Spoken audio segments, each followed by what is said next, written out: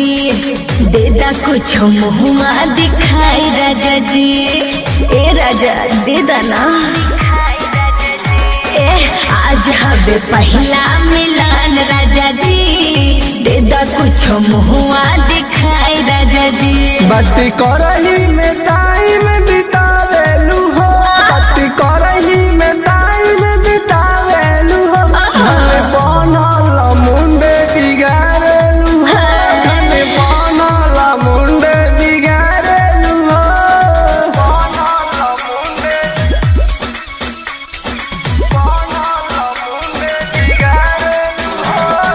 अहाँ सब सुन रहल छी जय मिथिला म्यूजिक की शानदार प्रस्तुति।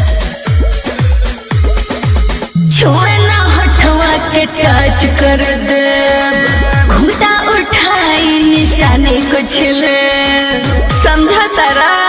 हाँ चुम्मा से पहले शुरुआत कर दो कोरा में ढके आज रात कट दो जाने असही में 4 बजा देलू हो जाने असही में 4 बजा देलू हो धन बनल मुंडे बिगाड़ेलू हो धन बनल मुंडे बिगाड़ेलू हो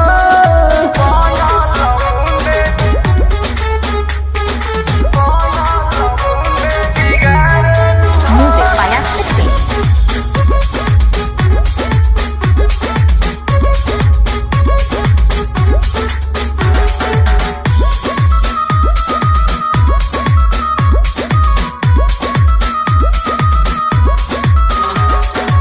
शिवानंद गोलू तनी धीरज धरा जाना तनी विकास खखुआइल बड़ा।